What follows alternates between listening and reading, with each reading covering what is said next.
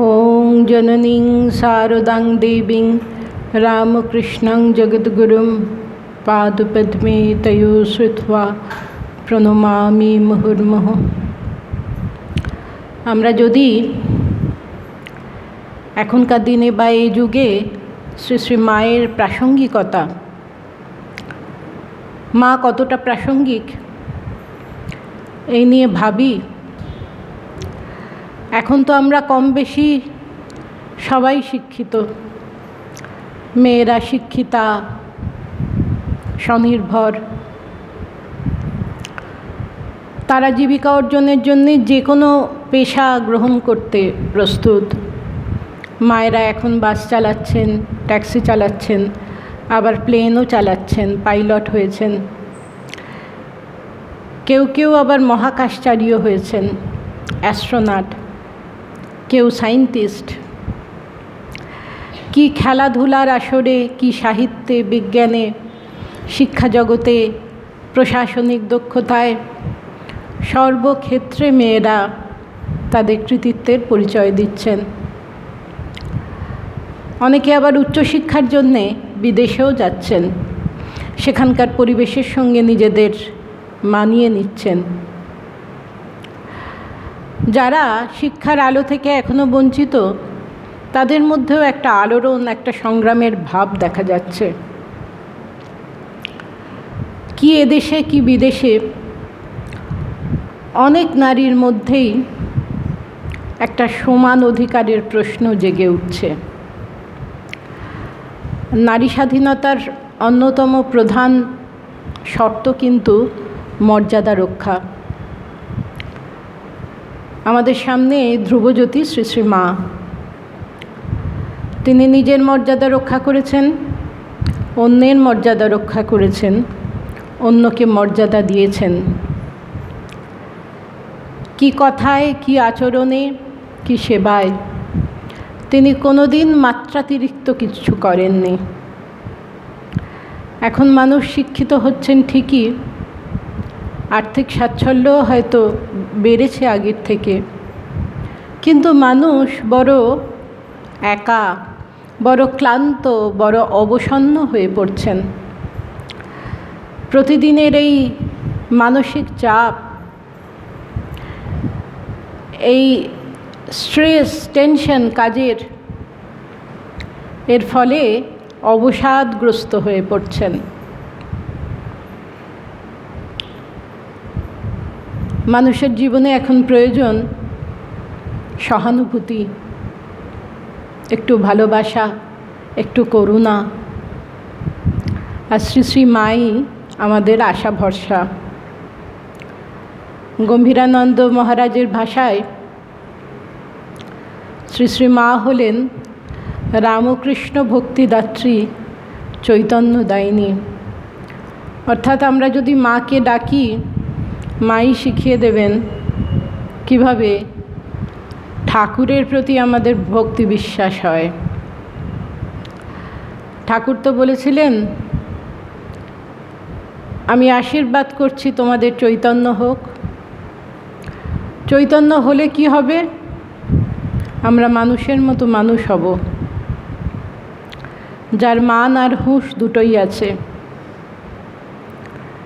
সংসারে, সমাজে মান পেতে গেলে মান দিতে হয়। শ্রী শ্রী মা সবাইকে সম্মান করতেন, বলেছিলেন ঝ্যাঁটাটিরও সম্মান আছে। আর হুঁশ যদি থাকে, যে মানুষের হুঁশ আছে তার সৎ অসৎ বিচার আছে, সে কখনো ভুল পথে পা দেয় না। ভুল হচ্ছে বুঝতে পারলে নিজে সতর্ক হয়, তাতে যতই দুঃখ কষ্ট অভাব অনটন আসুক। মহাপুরুষরা বলেছেন, ধর্মজীবনে কোনো ফাঁকির জায়গা নেই। ধর্মজীবন মানে নিরন্তর সংগ্রাম। কি করে মানুষ এত সংগ্রাম করবেন? কোথায় পাবেন শক্তি? শক্তি দেবেন মা শারদা, তিনি চৈতন্যদায়িনী। তাই ভাবী যুগের নরনারী নির্বিশেষে সকলের অনুপ্রেরণাদাত্রী শ্রী শ্রী মা। অভেদানন্দ মহারাজের ভাষায় তিনি যুগধর্ম পাত্রী, অর্থাৎ তিনি যুগোপযোগী শিক্ষা দেন, তিনি যুগজননী।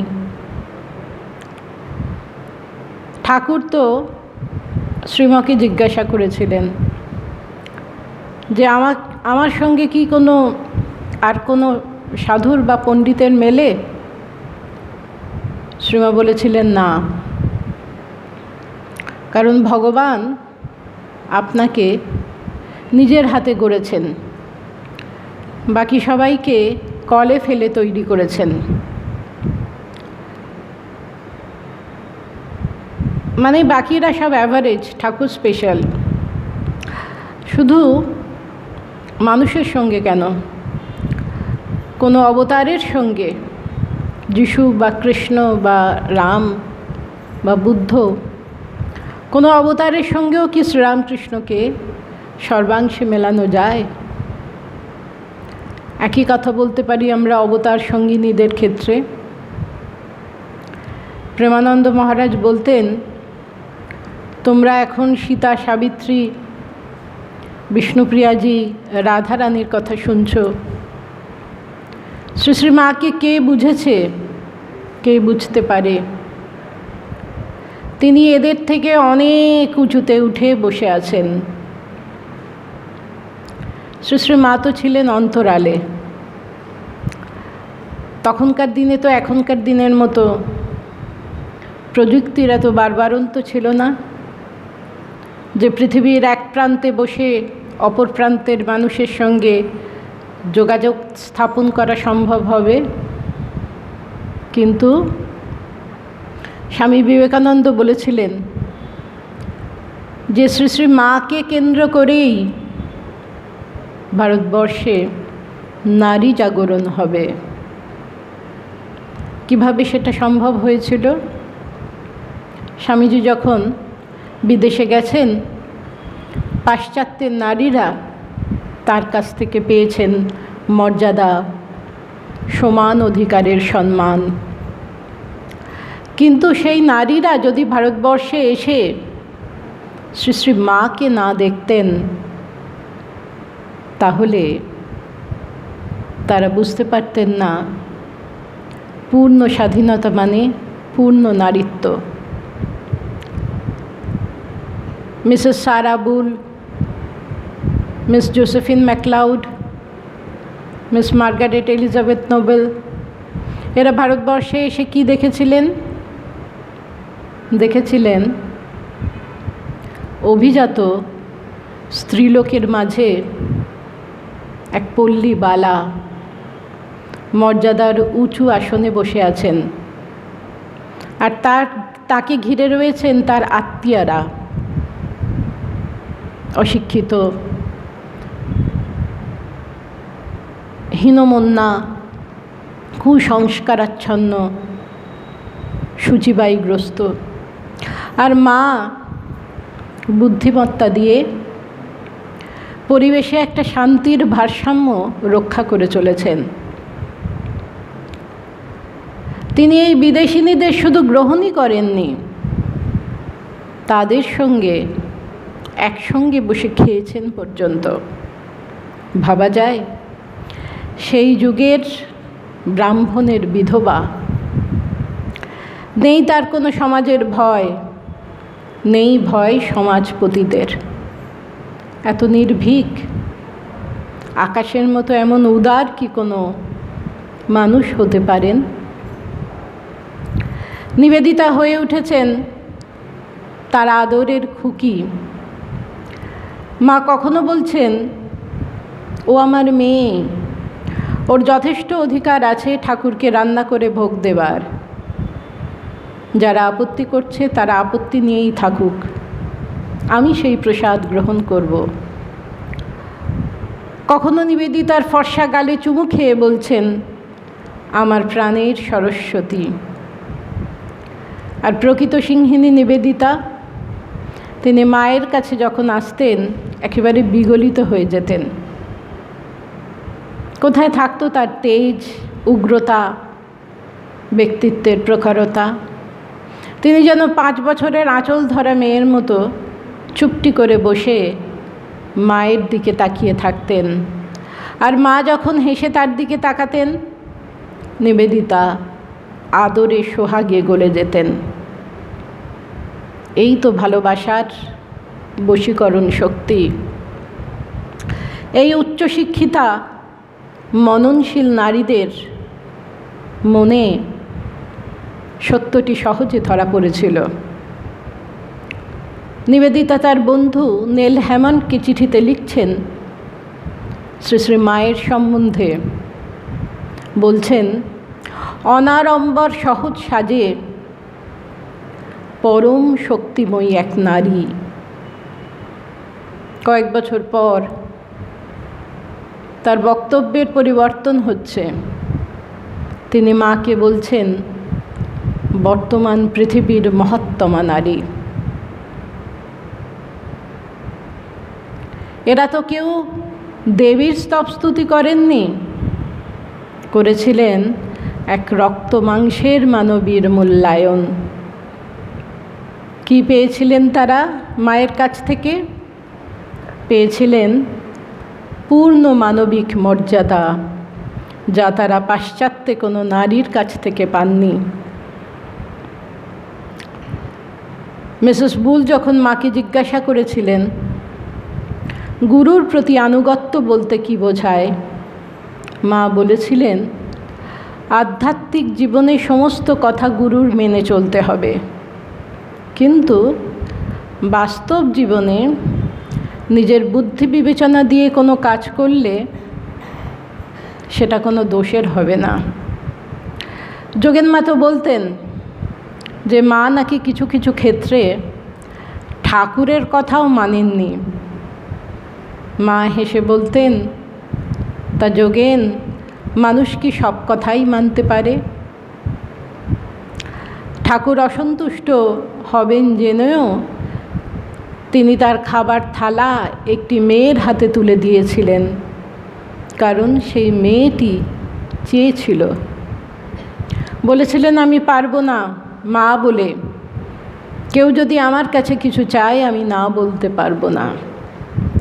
তাই যখন মাতৃত্বের প্রসঙ্গ, শারদামণি তখন আপোষহীন।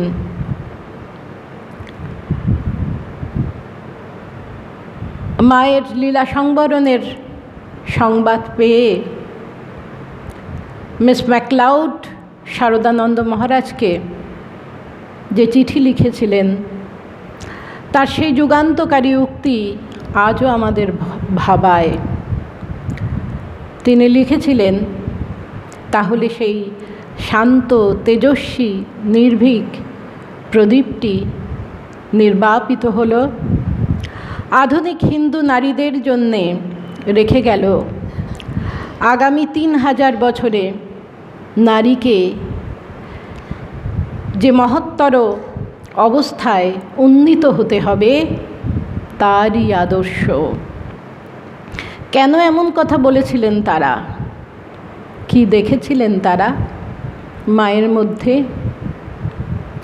দেখেছিলেন এক গভীর অধ্যাত্ম জীবন, যেটা শুধুমাত্র ভারতবর্ষের ঐতিহ্য, যার সন্ধানে তারা নিজের দেশ ছেড়ে ভারতে এসেছিলেন।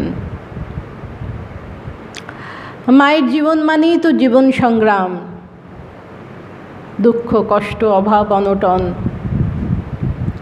আর মানিয়ে নেওয়া।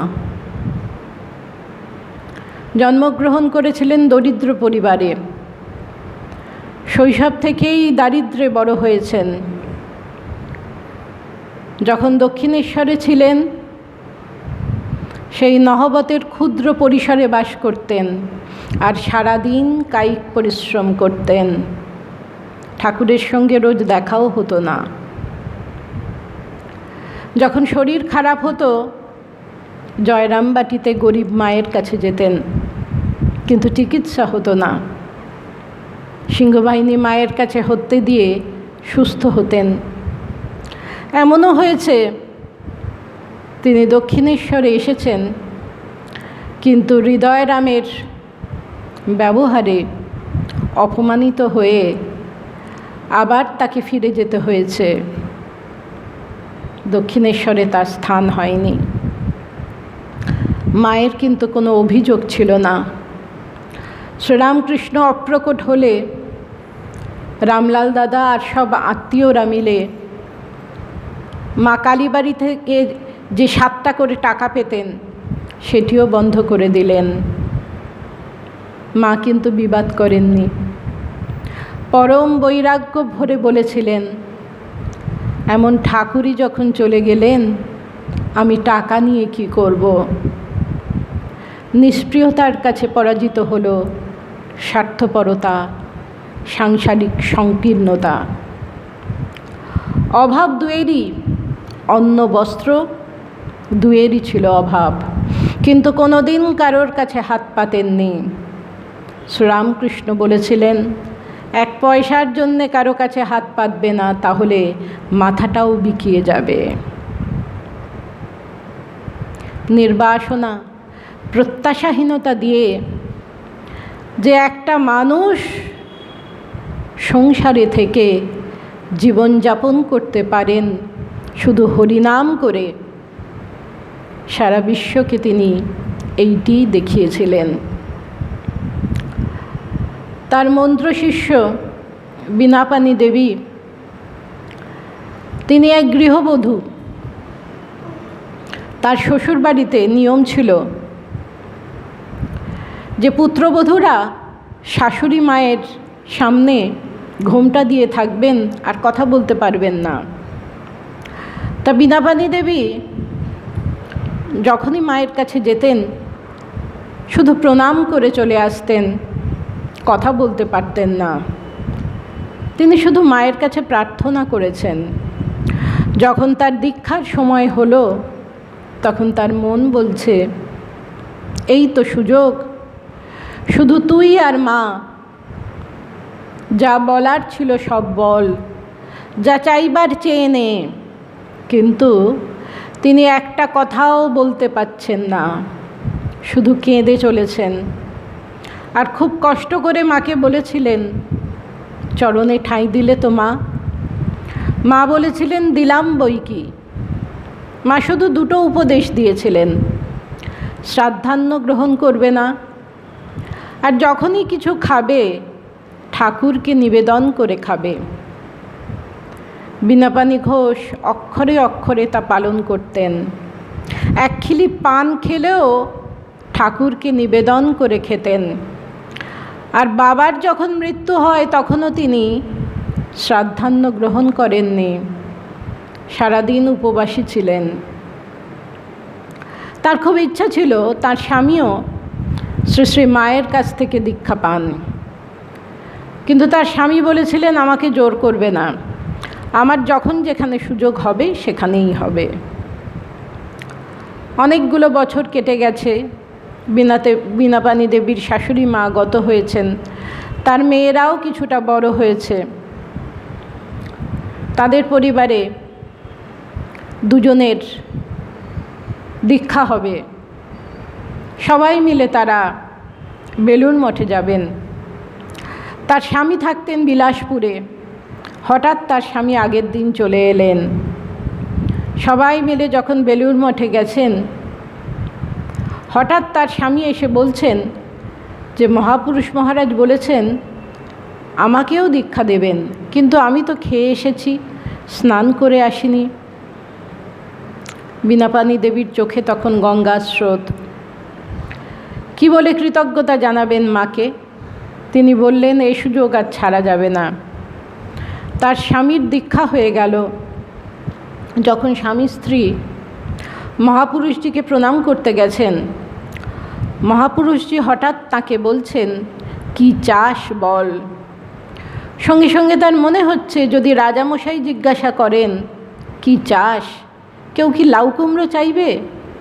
কিন্তু সঙ্গে সঙ্গে মায়ের কণ্ঠস্বর তার কানে প্রতিধ্বনিত হচ্ছে, নির্বাসনা, নির্বাসনা, নির্বাসনা। তিনি বললেন, মহারাজ এই আশীর্বাদ করুন, ঠাকুরের চরণে যেন মতি থাকে। মহারাজ খুব খুশি হয়েছিলেন। অখণ্ডানন্দজি তাদের বাড়িতে এসেছিলেন। ছোট ছেলে মেয়েদের সঙ্গে খোশ মেজাজে গল্প করছিলেন। সেদিন 31শে ডিসেম্বর মীনাপানি দেবী তাকে বলেছিলেন, মহারাজ, কাল তো 1 জানুয়ারি, ঠাকুর কল্পতরু হয়েছিলেন, আপনি কল্পতরু হবেন না? অখণ্ডানন্দজি হঠাৎ খুব গম্ভীর হয়ে গিয়েছিলেন, বলেছিলেন, কি চাও বলো? সঙ্গে সঙ্গে তিনি মায়ের কণ্ঠস্বর শুনেছিলেন, নির্বাসনা, নির্বাসনা, নির্বাসনা। তিনি বলেছিলেন, মহারাজ, আমি এই চাই, কালকে অনেক কিছু আমি রান্না করব, আপনি আমার সামনে বসে খাবেন। মা জীবন দিয়ে যা করে দেখিয়েছেন তাই তিনি উপদেশ দিয়েছেন।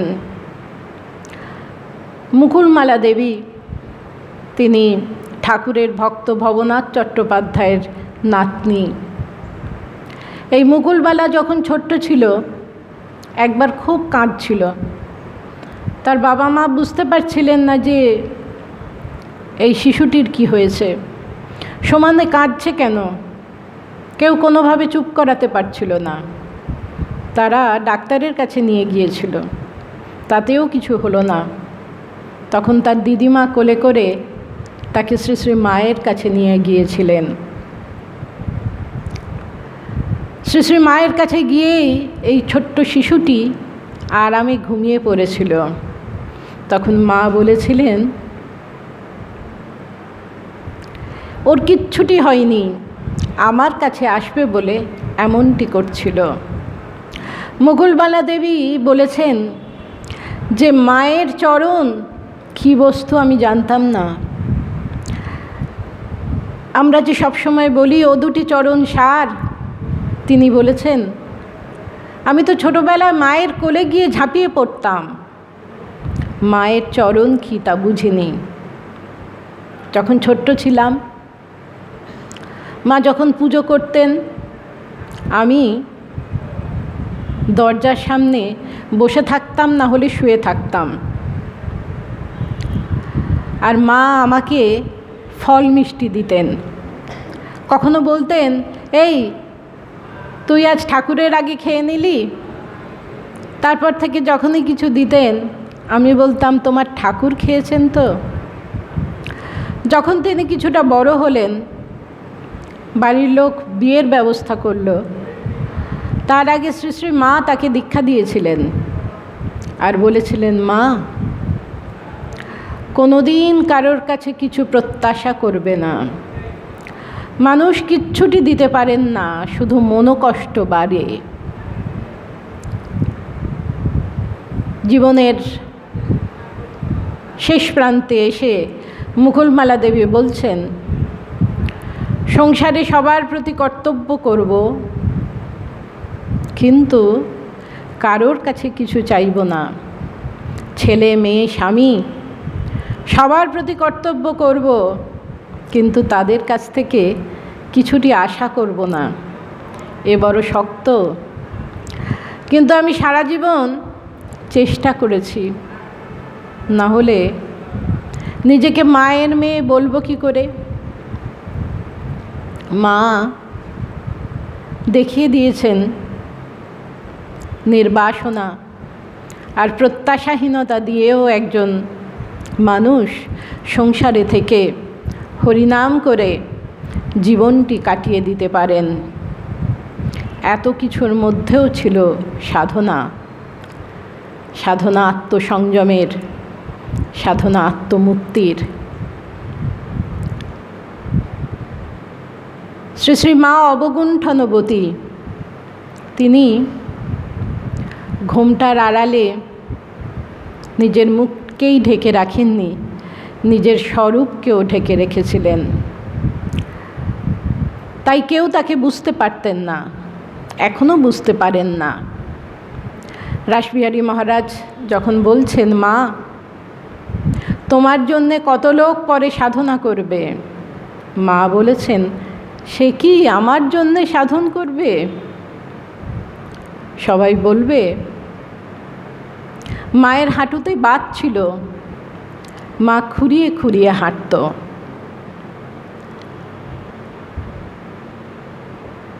শ্রীরামকৃষ্ণ বুঝতেন। ঠাকুর বুঝতেন বলেই বারবার বলেছেন, কখনো বলেছেন ও কি যে সে, ও আমার শক্তি, কখনো বলেছেন ও সারদা সরস্বতী, জ্ঞানও দায়নি, জ্ঞান দিতে এসেছে। আবার হৃদয়রামকে সতর্ক করে দিয়ে বলেছেন, আমাকে যা বলিস বল, ওকে বলিস না।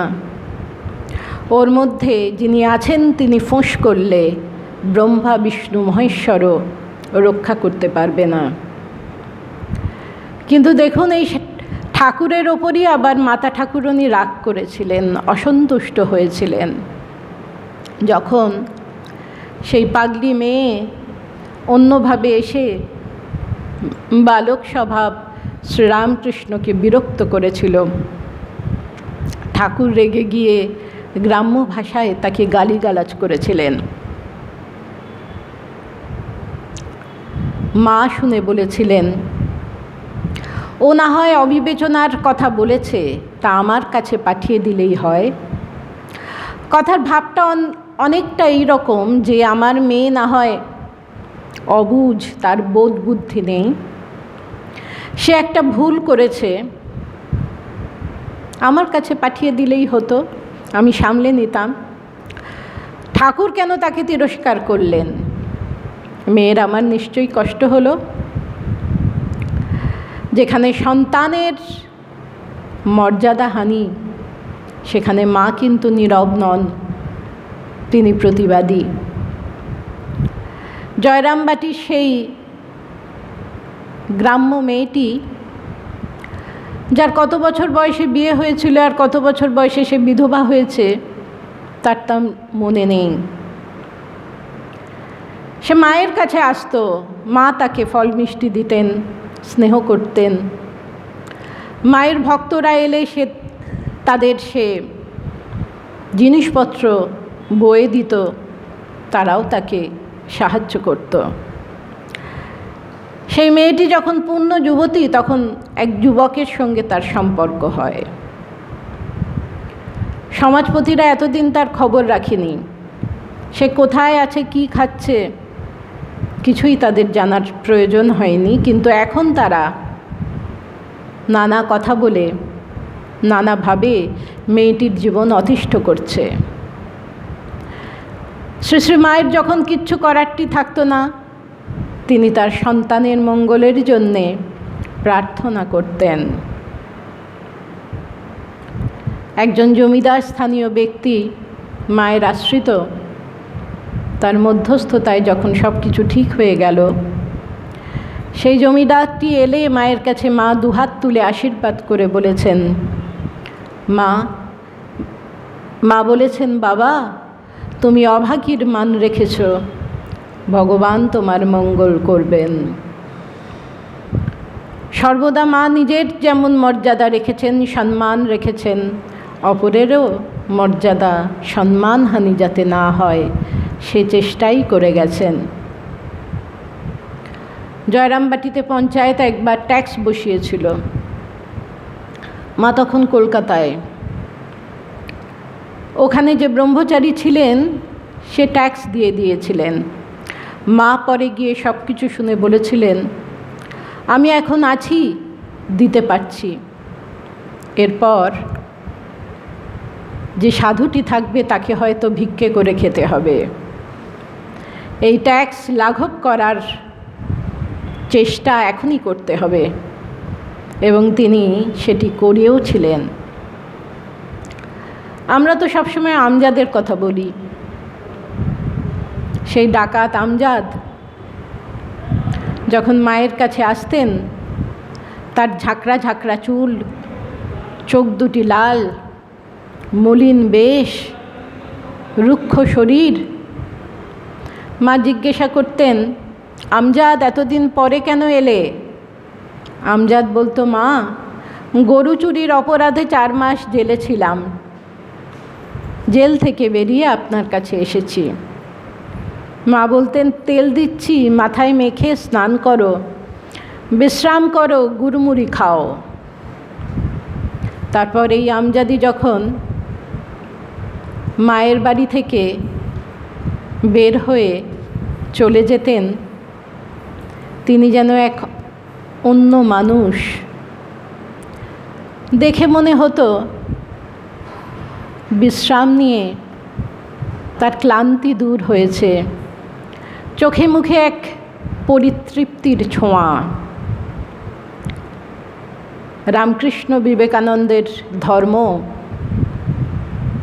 বলে যে যে অবস্থায় আছে সেই অবস্থা থেকে তাকে উত্তরণের পথ দেখানো, সেটি ধর্মের মূল উদ্দেশ্য। আমজাদ ছাড়াও মায়ের কাছে যে যখন এসেছেন সেই পেয়েছেন ভালোবাসা, স্নেহ, মর্যাদা, সম্মান। সে ডাক বিভাগের পিয়ন বলুন, জেলে মাঝি, জেলে বউ, মেছুনি, মজুরানি, কুলি কে নয়। কোয়ালপাড়ার হরিপদ মাঝিকে শ্রী শ্রী মা তার ইষ্টদেবী মা দুর্গা রূপে দর্শন দিয়েছিলেন। পালকি বেয়ারা যোগিন দাস, সে মাকে তার নিজের পালকি ছিল, সেই পালকিতে চড়িয়ে মাকে বিভিন্ন জায়গায় নিয়ে যেত।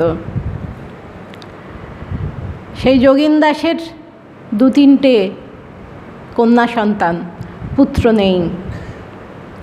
তার বউকে মা লক্ষ্মী বউ বলতেন।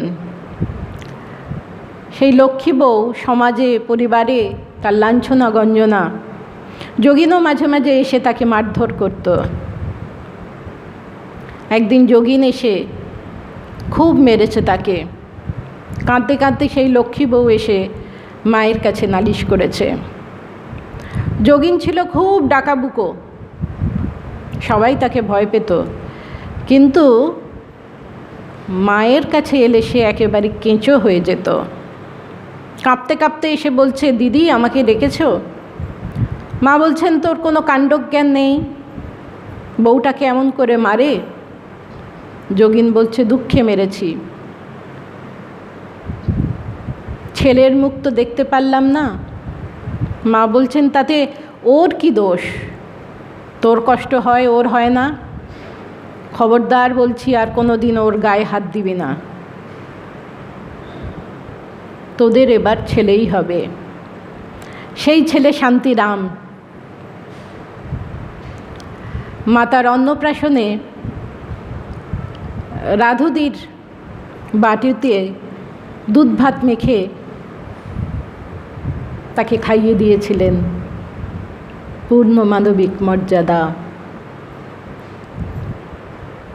এক জোড়া বালা দিয়েছিলেন, রূপোর বালা।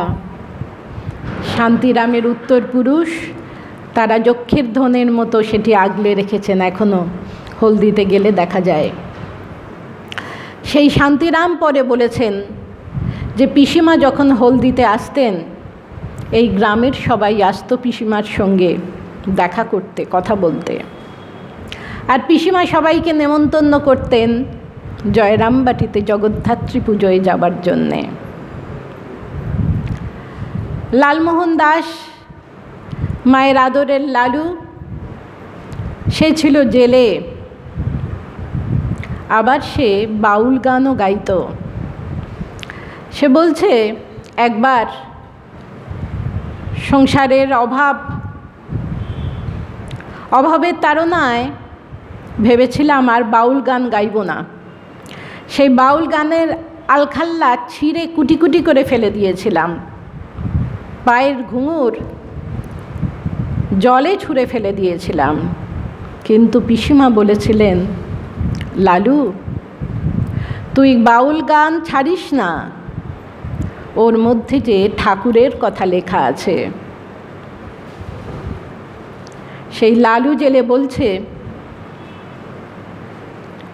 যে আমার মতো মুখ্য সূক্ষ্ম লোক বউ ছেলে মেয়ে নিয়ে বেঁচে আছি, এবং শুধু তাই নয়, আমি বাউল গান গাইছি, বাউল গান লিখছি, গান বাজছি।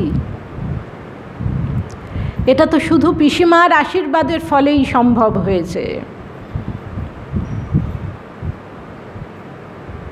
বিষ্ণুপুরের কুলি প্রহ্লাদ লোহার,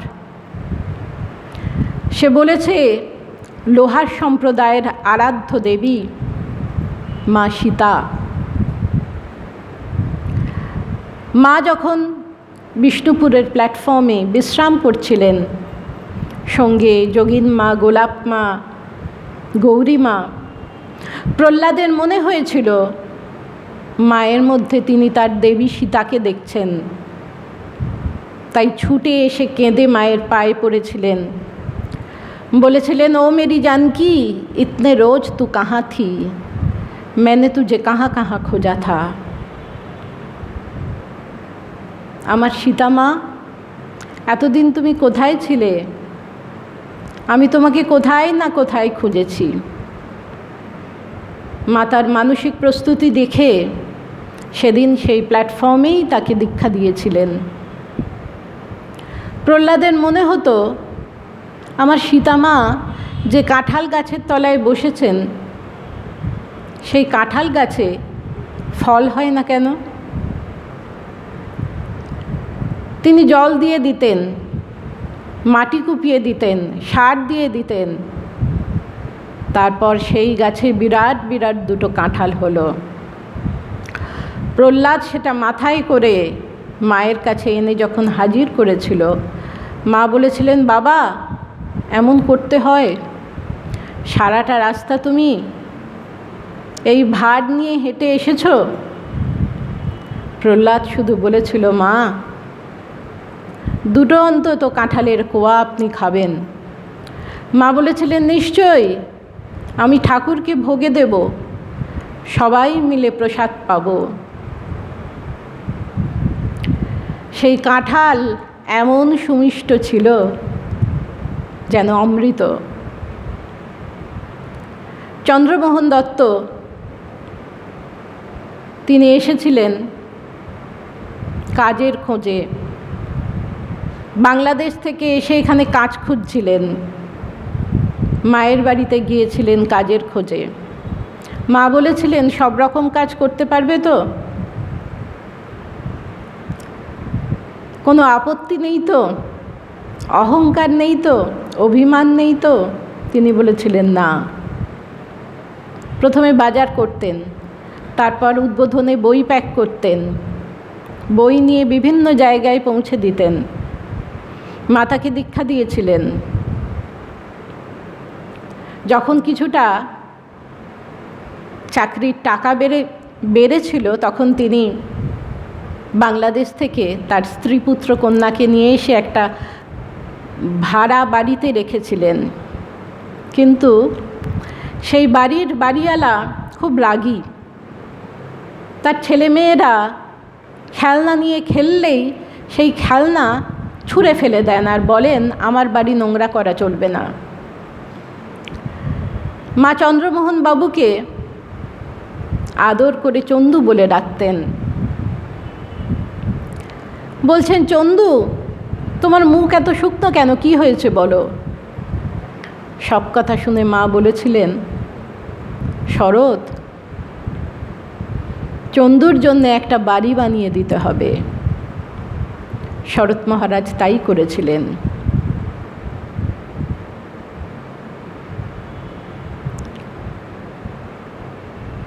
একদিন মা তাকে বললেন, চন্দু, এটাই তোমার শেষ জন্ম। শুনে কাঁদতে কাঁদতে যখন সিঁড়ি দিয়ে নামছেন, তখন শরৎ মহারাজ বললেন, বা বেশ, সামান্য একটু ফাইফরমাস খেটে আসল জিনিসটা তো বেশ বাগিয়ে নিলে, যার জন্যে ব্রহ্মা বিষ্ণু মহেশ্বর তপস্যা করে। এখন আর কি ড্যাংডা ড্যাং ড্যাং করে ঘুরে বেড়াও?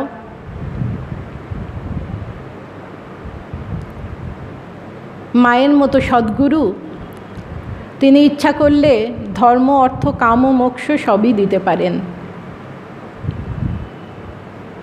শরৎ মহারাজ একদিন উদ্বোধনে সবে অফিস খুলে বসেছেন, লীলা প্রসঙ্গ লিখছেন। এমন সময় এক ভক্ত এসে তাকে সাষ্টাঙ্গে প্রণাম করেছিলেন। মহারাজ বলেছিলেন, এত সকালে এত বড় প্রণাম যে? ভক্তটি বলেছিল, তা মহারাজ, আপনাকে প্রণাম করব না তো কাকে প্রণাম করব? মহারাজ বলেছিলেন, তুমি যার কৃপা পেয়েছ, যার কৃপার জন্য অপেক্ষা করে বসে আছো, আমিও তার মুখপানে চেয়ে বসে আছি। তিনি ইচ্ছা করলে আজই আমার জায়গায় তোমায় বসিয়ে দিতে পারেন।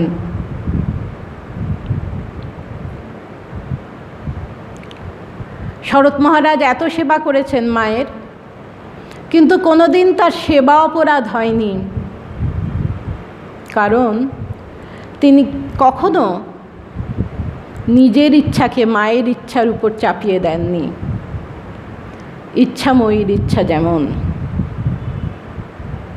চন্দ্রমোহনবাবু বলেছেন, মা আমাকে একটাই নিষেধ করেছিলেন, বলেছিলেন বড় খুকির বিয়ে দিও না, ওকে নিবেদিতার স্কুলে পড়াও।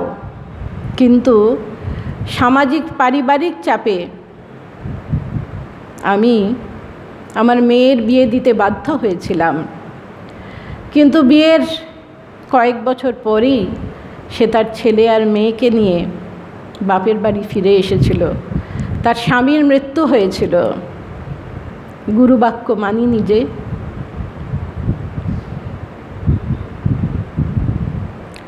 শ্রীরামকৃষ্ণ লীলায় যোগমায়ার প্রয়োজন হয়নি, কিন্তু আমার মা ঠাকুরন আমাদের মা জননীর শরীর রাখতে শ্রীরামকৃষ্ণকে যোগমায়া রাধুর ব্যবস্থা করতে হয়েছিল। তুরীয়ানন্দ স্বামী বলতেন, আমরা অতি কষ্টে মনটাকে কণ্ঠে ধরে রাখার চেষ্টা করি বিশুদ্ধ চক্রে। আর শ্রী শ্রী মা, তিনি রাধু রাধু করে মনটাকে গলায় নামিয়ে রাখেন। একবার কোয়ালপাড়ায় মা আছেন, সঙ্গে রাধু দিদি আর তার সদ্যজাত সন্তান। মাকে সেবা করছেন সরলাদি আর যুগলদি। সরলাদি, যিনি পরবর্তী সময় সারদা মঠের অধ্যক্ষা হয়েছিলেন, ভারতী প্রাণা মাতাজি, তার নার্সিং ট্রেনিং ছিল। শ্রী শ্রী মা তার উপর নির্ভর করতেন। কিন্তু হঠাৎ সুধীরাদি তিনি চিঠি পাঠালেন, সরলাদিকে কলকাতায় চলে আসতে বললেন। মা একটুও দ্বিধা করলেন না, বলছেন, সুধীরা যখন লিখেছে মা, তোমরা তাহলে এসো। যখন তারা চলে যাচ্ছেন, কলকাতায় ফিরে আসছেন, মা শুধু কাঁদছেন আর বলছেন, দেখে গেলে তো মা, শরৎকে বলো আমি কি অবস্থায় আছি। এ চিত্র বড়ই মর্মস্পর্শী। পঞ্চভূতের ফাঁদে ব্রহ্মা পড়ে কাঁদে। মা জননী একাই সংসারের সব ঝড় ঝঞ্ঝা নিজেই সামলেছেন। কঠিন পরিস্থিতিতে মনোবল দিয়ে নিজেকে সংযত রেখেছেন। লাটু মহারাজ বলতেন, শ্রী শ্রী মায়ের মতো সংযত স্ত্রীলোক তিনি কখনো দেখেননি। শ্রীরামকৃষ্ণর লীলা সংবরণের সময় মা একবারটি চিৎকার করে কেঁদে চুপ হয়ে গিয়েছিলেন। শ্রী শ্রী মা সাধুদের সম্মান, গৃহীদের পূজা নিয়েও সংসারে কোনোদিন কর্তব্য থেকে নিজেকে সরিয়ে রাখেননি, সমস্ত কর্তব্য করেছেন। একবার মায়ের ছেলেমেয়েরা ঠিক করলেন মায়ের জন্মতিথি পালন করবেন, কিন্তু মা কোথায়? তারা দেখছেন মা ভাত আর মাছের ঝোল রান্না করছেন। তার এক ভাইয়ের বউ সন্তান সম্ভবা, তার জন্যে মা রান্না করছেন এবং এদের দেখে খুব লজ্জিত হয়ে বললেন, আসলে আজকে তো অনেক কাজ, কারোর হয়তো মনে থাকবে না, ওর একটু পুষ্টির দরকার, আমি তাই করছি। এই তো আমাদের মা ঠাকুরনী। সংসার আশ্রম আর সন্ন্যাস আশ্রম দুয়েরই মর্যাদা তিনি সমানভাবে রক্ষা করেছেন।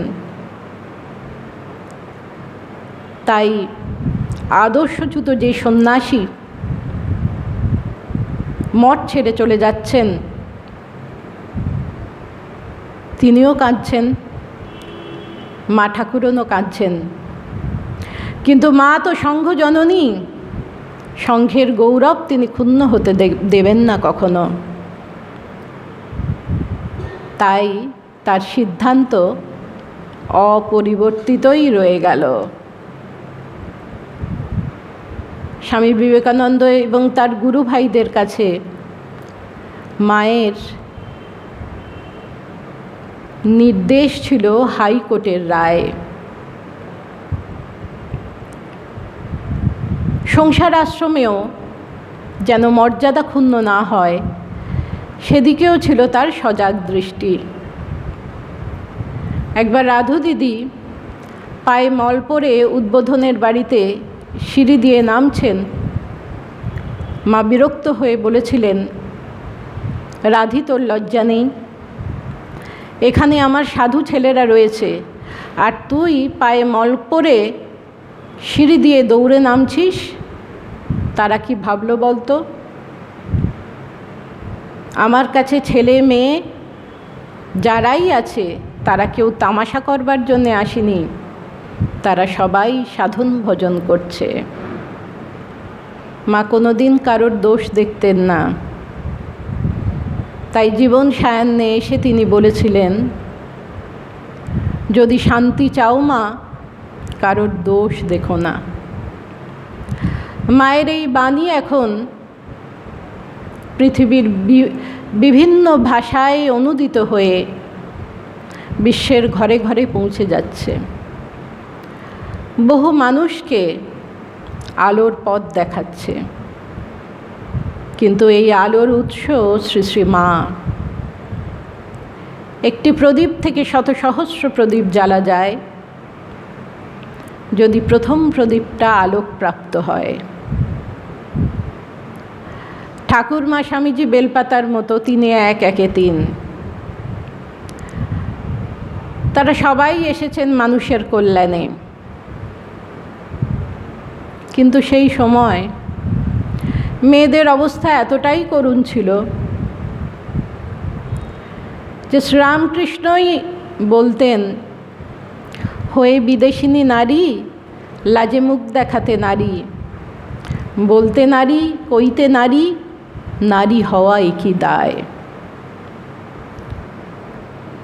ঠাকুরের স্ত্রী গুরু গ্রহণ, নারীভাবে সাধন, স্ত্রীকে দেবী রূপে পূজা,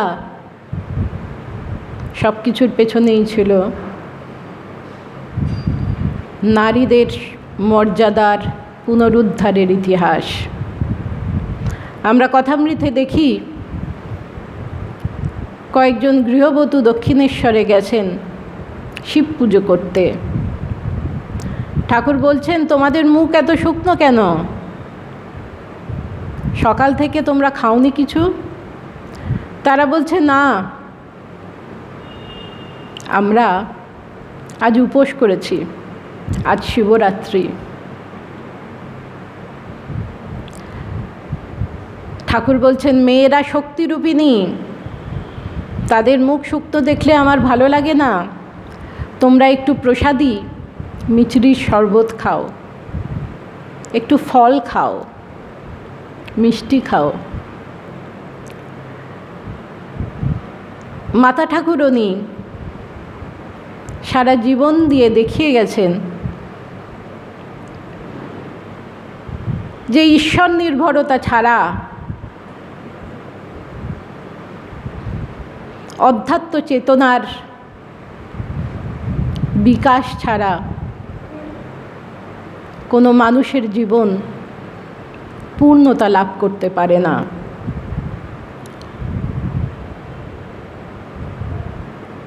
এখনকার মেয়েরা যতই আধুনিক হন, যতই তারা নারী স্বাধীনতা চান, এটি তাদের মনে রাখতে হবে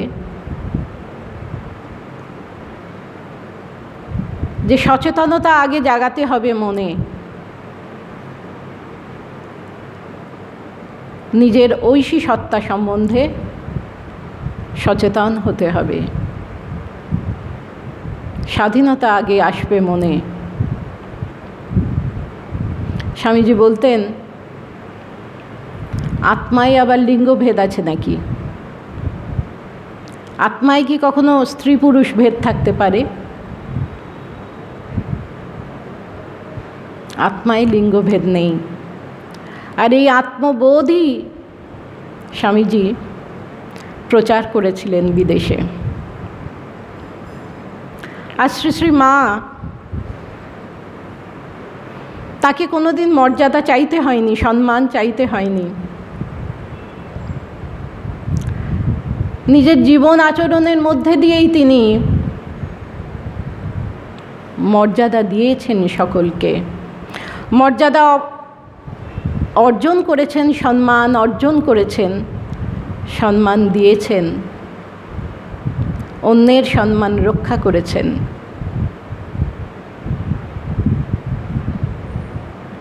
তাই নিবেদিতা বলেছেন তিনি বর্তমান পৃথিবীর মহত্তমা নারী। তাই তিনি অভেদানন্দ মহারাজের যুগধর্ম পাত্রী। নমস্কার, আমার প্রণাম নেবেন।